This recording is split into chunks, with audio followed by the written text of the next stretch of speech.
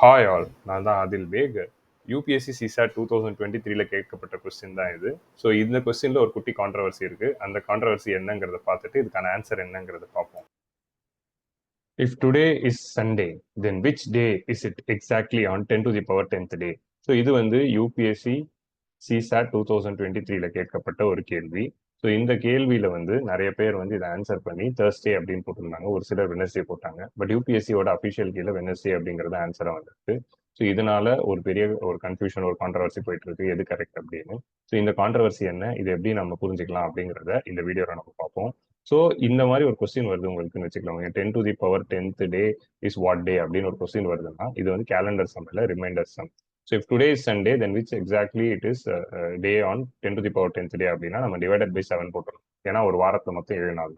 So இதை divided by 7 போட்டு என்ன ரிமைண்டர் வருதோ அதை வச்சு ஆன்சர் கண்டுபிடிச்சிடலாம். ஸோ இப்படி பொதுவாக வந்து ஒரு நம்பர் கொடுத்துட்டு அது டு தி பவர் இன்னொரு நம்பர் கொடுத்துட்டு டிவைடட் பை 7 கொடுத்துட்டாங்க அப்படின்னா இதை நம்ம எப்படி எழுதலாம் அப்படின்னா, இந்த நம்பரோட பவரை தூக்கிட்டு வெறும் 10/7 ஓட ரிமைண்டர் என்ன அப்படின்னு பார்க்கணும். ஸோ 10/7 ஓட ரிமைண்டர் என்ன? 3. ஸோ இதை நம்ம 3 to the power 10 divided by 7 அப்படின்னு கூட நம்ம எழுதிக்கலாம். நம்ம ஜஸ்ட் ரிமைண்டர் தான் கண்டுபிடிக்கிறோம், இதை சால்வ் பண்றேன். ஸோ ரிமைண்டர் எப்படி கண்டுபிடிக்கிறது அப்படிங்கிறத நான் சொல்றேன். ஸோ ரிமைண்டர் என்னவோ, இந்த 10/7 ஓட ரிமைண்டர் என்னவோ அதை எழுதிட்டு to the power 10 divided by 7 அப்படின்னு நம்ம போட்டுக்கலாம். இந்த 3 to the power 10 வந்து இப்போ அடுத்து வந்து நம்ம என்ன பண்ணணும் அப்படின்னு பாத்தீங்கன்னா, 10க்கு பக்கத்துல இருக்க நம்பர் எதுவோ அது வந்து 3 to the power மல்டிபிள்ஸ்ல கொண்டு வர முடியுமான்னு பார்க்கணும். 3 ஸ்கொயர் 9 இருக்கு. ஸோ இதை நம்ம 9 கொண்டு வந்துட்டோம் அப்படின்னா நம்ம ரிமைண்டர் 2 ஆக்கிடலாம். ஸோ அப்போ நம்ம இதை எப்படி எழுதலாம் அப்படின்னா, 3 to the power square the whole to the power 5 அப்படின்னு எழுதிட்டு டிவைடட் பை 7 போடலாம். ஏன்னா 5 2s are 10 வந்துடும். ஸோ 3 to the power 10 வந்துடும். இப்போ இது வந்து எப்படி எழுதுவோம் அப்படின்னா 9 to the power 5 divided by 7. இப்போ இது 9 to the power 5 divided by 7 இருக்கா? இப்போ 9 வந்து 7ஆல டிவைட் பண்ண என்ன ரிமைண்டர் வரும்?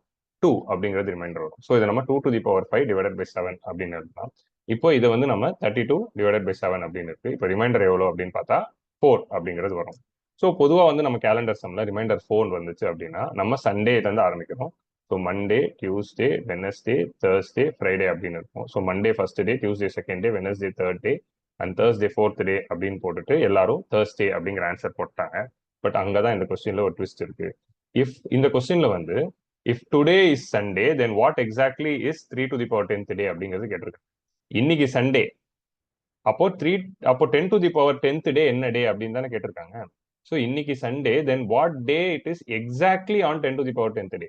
ஸோ அப்போ இன்னைக்கு சண்டேனா இத்தனை நாள் கழிச்சு என்ன நாள், இத்தனை நாலாவது நாள் என்ன நாள் தான் கேட்கறாங்களே தவிர, so 10 to the power day is exactly what day அப்படின்னு கேட்டா நம்ம மண்டேவை டே ஒன்னா எடுத்துக்கூடாது.